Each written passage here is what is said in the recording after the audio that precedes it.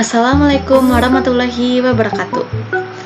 Pada kesempatan kali ini bertemu lagi dengan saya Fitri Aulia Dewi dengan NIM 721141935 pada mata kuliah Sistem Informasi Manajemen. Saya berasal dari Akuntansi B 2019. Di minggu ini kita akan membahas tentang bab 2, yaitu Sistem Informasi untuk Keunggulan Kompetitif. Yuk langsung aja kita simak penjelasannya. Perusahaan dan lingkungannya. Sistem fisik perusahaan adalah suatu sistem terbuka di mana perusahaan akan berhadapan langsung dengan lingkungannya. Lingkungan di sekitarnya antara lain tentang masyarakat, tata cara yang ada di masyarakatnya, dan hal-hal lain yang berkaitan dengan lingkungan di sekitaran perusahaan. Berikut merupakan bagian dari model sistem umum perusahaan.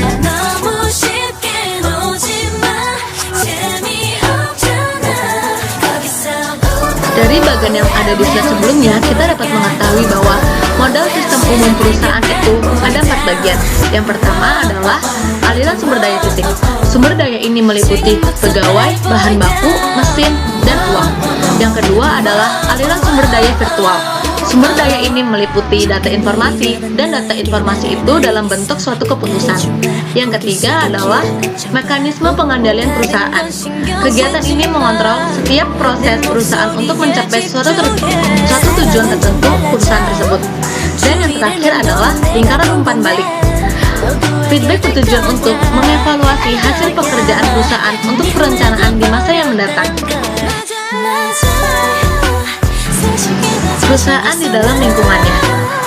Unsur lingkungan adalah organisasi dan individu yang berada dalam perusahaan dan memiliki pengaruh langsung maupun tidak langsung atas perusahaan. Unsur-unsur lingkungan ini akan terhubung melalui aliran sumber daya lingkungan.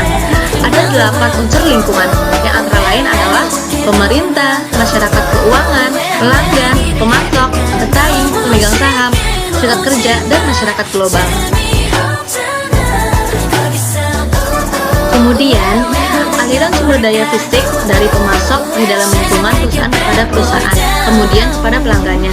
Jadi, rantai pemasok lalu ke sistem elektronik. Cara-cara mengelola aliran sumber daya fisik manajemen rantai pasokan. Yang pertama adalah meramalkan permintaan pelanggan, dan yang kedua adalah membuat jadwal produksi. Yang ketiga adalah menyiapkan jaringan transportasi. Yang keempat, memesan persediaan pengganti dari para pemasok. Yang kelima, menerima persediaan dari pemasok. Yang keenam, mengelola persediaan. Ketujuh, melakukan produksi. Kedelapan, melakukan transportasi sumber daya kepada pelanggan. Dan yang kesembilan adalah melacak aliran sumber daya dari pemasok di dalam perusahaan dan kepada pelanggan. Sistem elektronik. Seiring dengan mengalirnya sumber daya melalui rantai pasokan, maka mereka akan dapat dilacak secara elektronik langkah demi langkahnya. Keunggulan kompetitif. Hal ini dapat memberikan keuntungan bagi perusahaan karena perusahaan dianggap lebih unggul daripada pesaingnya dan dapat memberikan kepuasan dari pelanggan dan segmen pasar. Keunggulan kompetitif juga mengacu pada penggunaan informasi untuk mendapatkan pesaing di dalam pasar tersebut. Teori Michael E. Porter. Terdapat 2, yaitu rantai nilai dan sistem nilai yang nantinya bertujuan untuk keunggulan kompetitif.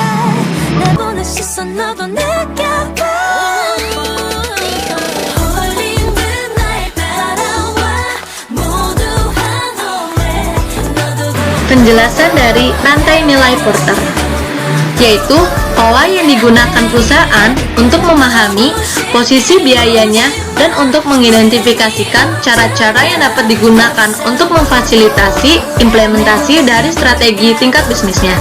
Rantai nilai menunjukkan bagaimana sebuah produk bergerak dari tahap bahan baku ke pelanggan akhir.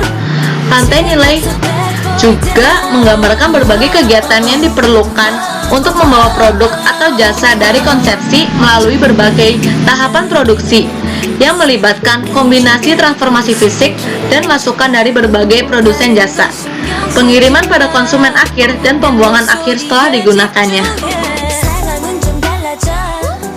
Tantangan dalam mengembangkan sistem informasi global ada 4. Yang pertama adalah kendala politis, yaitu kendala politik.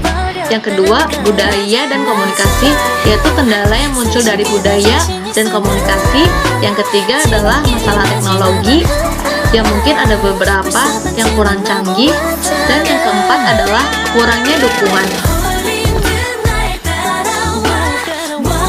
Manajemen pengetahuan. Apa sih manajemen pengetahuan itu? Manajemen pengetahuan adalah proses pengorganisasian informasi sebuah perusahaan sebagai informasi tersebut dapat dikumpulkan, disimpan, diproses, dan digunakan untuk mengambil keputusan.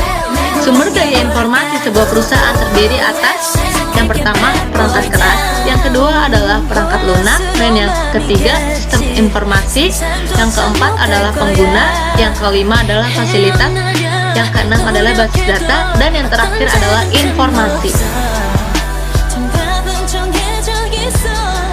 Chief Information Officer atau yang bisa disingkat CIO, yaitu orang yang mempunyai peranan penting dalam perencanaan strategi suatu usaha, area bisnis, dan sumber daya informasi dari suatu perusahaan.